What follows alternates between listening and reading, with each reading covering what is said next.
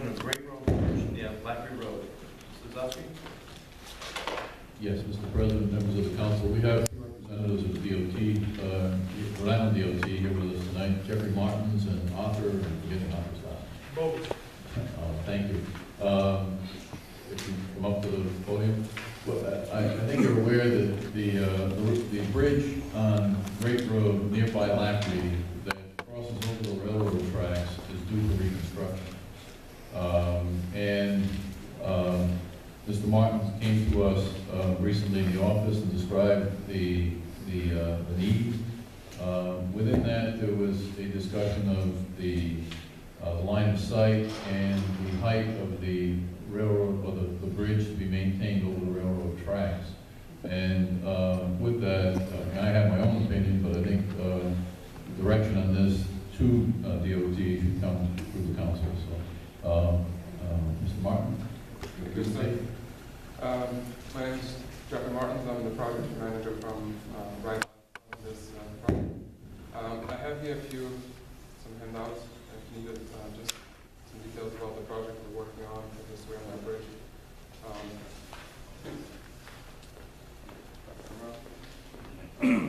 There are some photos in there that may kind of paint a picture for the reason why we're doing this, and there's some requests that I'm supposed to be made from here. So I'll start with the current condition of the bridge. This is obviously a bridge that goes over railroad tracks, and it's a single span concrete slab. It's 36 feet wide, about 50 feet including the sidewalks. It was built in 1931, and it carries traffic as well as utilities, telephone, gas line, water line, and overhead wires. There are some photos there as to what the condition above is. Obviously today we have Jersey barrier along both sides of the road blocking the sidewalk, and that's mainly due to the deterioration of the sidewalk. The other photos to come are from the recent inspection done in June of 2017. And you can see that underneath is where most of the problem on that bridge is. Luckily, the bridge is not yet posted, but if we don't do anything about it right now, it will soon be posted, and then we're going to be faced with a significant problem since we have buses going over that bridge, fire. So in the past, this project goes back to 2005, or even probably earlier than that. We started designing it, came to an end because of funding. Then a few other things happened, and it was sitting on the shelf for a while. The reports started coming in showing that it's getting worse and worse, and recently with the new administration and a new plan, we decided to bring it back around and found the funds to do this project. Now, previously we had, one of the reasons why we stopped working on it is because there was a disagreement between the department, I think at the time it was Worcester Railroad, and the town was involved in that discussion, where we suggested, the department suggested lowering the profile of the bridge in order to accommodate some of the adjacent properties, to really fix the sight distance issue that's there over the curve. And the only way to do that is if we were able to lower the profile of the bridge. Now, that becomes a problem for the railroad company. Obviously, they cannot operate the bridges too low for their train. So back and forth, the department, wanted to bring it down a few feet, from 17 feet 8 inches to 16 feet 1 inch, and the railroad folks wanted to raise it to 18.5 inch. And so through many discussions, it never went forward. It died. Today we came back around and we have stepped with the town and agreed that keeping the profile where it is, at the very minimum, will benefit everyone, because we need to do the work. We need to fix that bridge. It will, it'll remain as existing. Should be okay for the railroad. We understand there might be some development in the area coming forward, and those tracks, even though they're not used today, at some point will probably be used. So we wouldn't want to defer in making them lower. Now, the old scope previously included a replacement of the bridge, some work on the adjacent approaches to the bridge, and as well as some drainage work and all.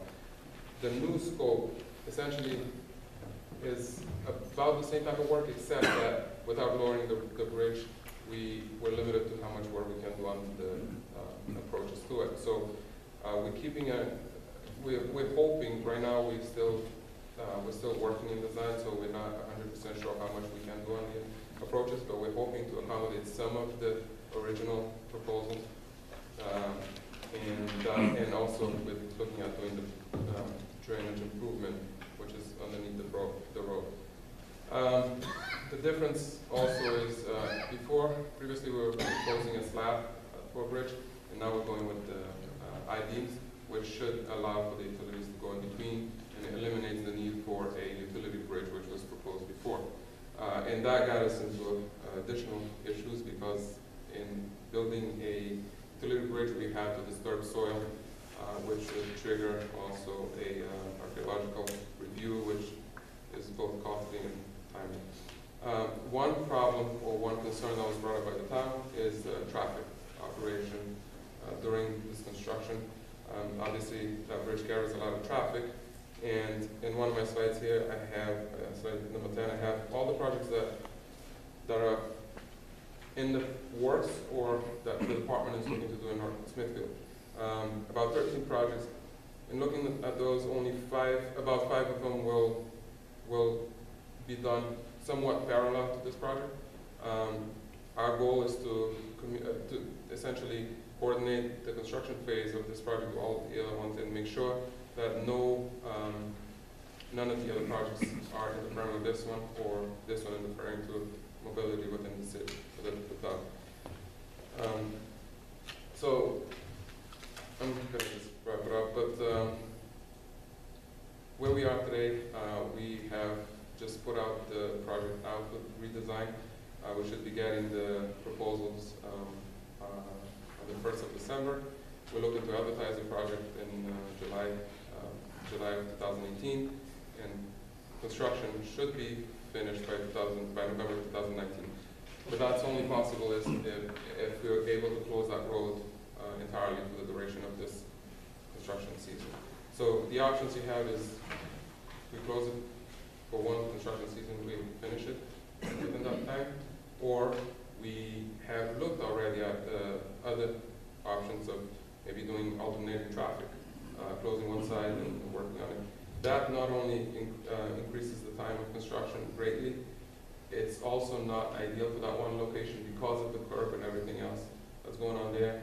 You're going to end up with probably some safety concerns there, and mobility is not going to be ideal. So our request is that the town allows us to close that road for one construction season so we can finish that work in that time. And that's all I have. What's one construction season? What are you calling that? Correct. So if we were able to advertise in July 2018, likely they wouldn't start till a few months after that. And a full closure of the bridge would be probably from spring to around November of 2019. Saying spring 2019 to fall Correct. 2019. Correct. Now, I can't give you exact dates yet because that's part of the design process. We come up with a schedule, and we'll know when, what type of closures would happen before and after, and during and after.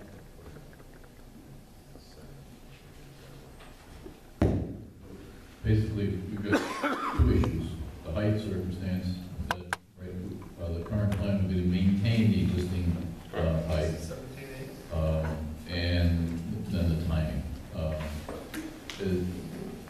We have been fortunate to be advised by some of Mr. Martin's cohorts that there are other projects that will happen also. recently a conversation about the Socket Hill Road Bridge over 146 and I think it's the 146 bridge over Pound Hill, which will both cause similar closures to what we experienced on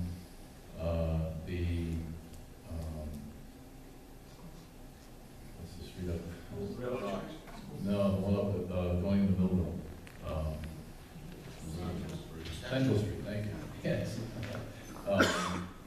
So all of these things, we caution need to be coordinated so that we don't just lock up the town and in traffic that can't go anywhere. Not in addition to those bridges, another project planned for the bridge in over the Branch River at Great Road also. So there's potential. So we'll be watching that with DOT to try to make sure that they get sequenced reasonably, even including the closure of the Stone Arch Bridge because of the detours that people will take and get into.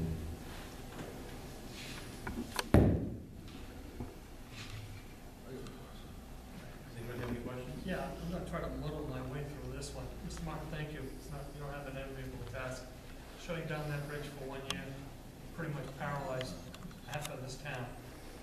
If I recall correctly, RICOT had a project, School Street Bridge over 146, and we shut it down for more than was anticipated.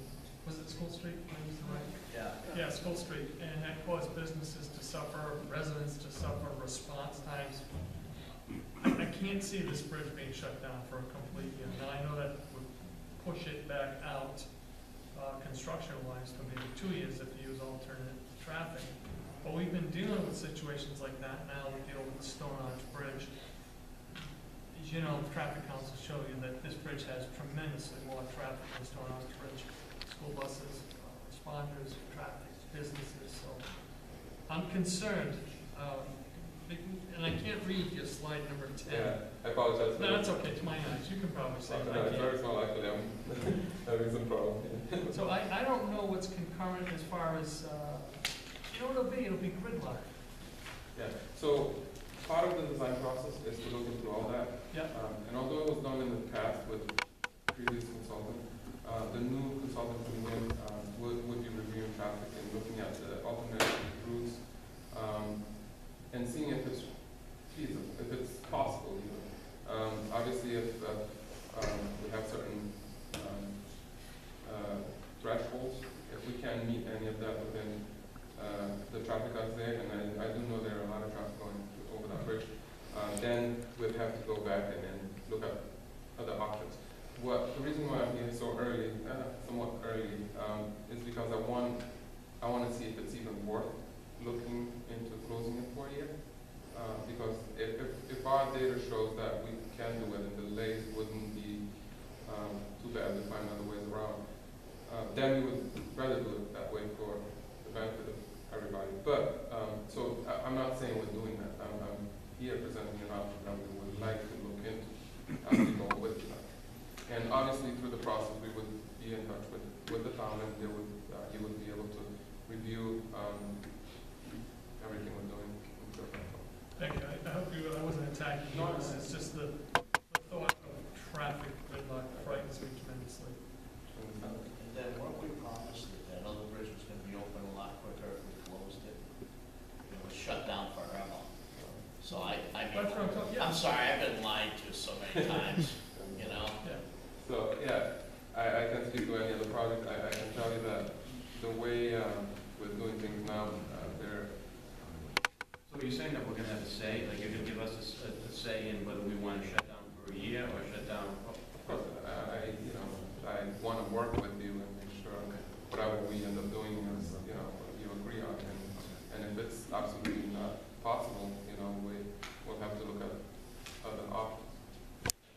Well, I'm just presenting the best option with the shortest amount of time to get it worked out. And I do realize there's about 13 projects going on in the area. 5 of them would be going around the same time. And luckily, we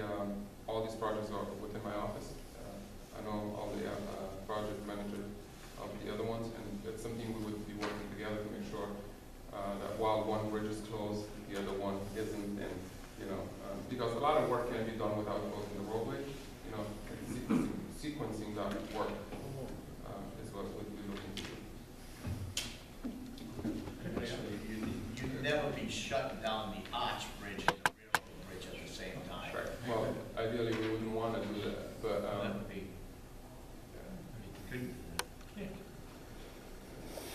so, You think now people have to go on South Main Street into Woodstock and come back up on St. Paul's? you'd have to go to one Oh, forty-six. that's another alternative, but it's just, it's, Current schedule for the Stone Line Bridge, I believe, that we're gonna hear, well, informally, I believe, it's gonna, that's gonna shut down in January with a target of 18, so coming up in a month or so, month and a half, and reopen before the end of the year. okay, it's time. That's the tentative comment that I've had from DOT most recently. Anybody else? I think we can all agree this has to be done, but I look at these pictures, I'm not an engineer, it has to be done, no doubt. Been put off long enough now. Thank you. John? Oh, sir. I got a question for you. Cardi Corporation did the highway bridge, right? They did it off-site at Quonset. Why couldn't, what was gonna be Cardi, Manafort, D'Ambro, whatever, do the same thing, build a bridge, off-site, just do the approaches, right? And then once the bridge is done, down in Quonset, come in like they, you can't float it up a river, there's no river over there. I'm just simply saying, put it in two pieces on a flatbed, bring it up and drop it. That would save, you know, it's like, they're all correct. I mean, you're gonna paralyze this town. You close that road from construction. The construction's from March 1st all the way up until December 1st. You're gonna paralyze that. so that's the solution. It's a very expensive one. That to me is the best solution to turn around. It's only an idea. I mean, you If I can just interject for a moment, we look at those solutions, and we've done it. We've done acceleration methods with the bridges you saw in Pawtucket, where we close them and get them up, and we did it down in Warwick. If sometimes the site conditions don't warrant that type of, we look at that on every single bridge to accelerate projects. And sometimes that option is not available, is what I'm trying to say to you. Like in the city, we had to do it, there was a lot of utilities, so there's a lot of factors that have to be weighed up. And absolutely, if those methods are available, we try to build them off-site like that and move them right into the location. This particular case might not work, but acceleration methods, we've been trying them, we're very successful over the last year or two. If you notice, we just closed the bridges like for a weekend or something, you see on the news advertised, and we try to move it along. This presentation, this particular bridge, is the fastest way, like Jeffrey said. It's a quick way, but it may not be the proper way for the town, and that's why we're here. We're here because the new way that we do business at DOT with the project management portal is we create schedules, and we stick to those schedules to stay on budget, and we try to take into consideration overlapping. We would never want to shut a town down because, you know, every single road is closed. But those acceleration methods are looked at, and sometimes they're just not feasible for where the site condition doesn't warrant it. So we do look at it, just want to let you know. And we are very sensitive about businesses. And I've come out, I work in government affairs in the director's office, and we go out to the businesses, we work together with the towns to try to give them advance notice. You know, 30 years ago when I started, backhoe shows up and you dial 222 and no one answers the phone for a month. But now we try to become a little bit more sensitive to the needs, and we involve all of the municipalities to kind of come together with us so we can work together, as opposed to us just saying, we're gonna come in, this is what we're gonna do, and that's it. And that's not what we're trying to do, and that's what Jeffrey's saying here today, is we're giving these options to the town. So that what works best. I mean, there's obviously, emergency vehicles have to be able to circumvent and get to an emergency right away. If we close a bridge and someone can't get, you know, an ambulance or a fire, you know, those types of things we take into consideration. So, and that's why we're saying to the town, well, we can close it. It would only be a short season, a construction season. If that doesn't work for you, then we'll extend it. But sometimes that option may be confusing. How often do you know that jobs went smoothly? I have to be perfectly honest with you. I mean, in my career, sometimes, you know, it was a different way, but if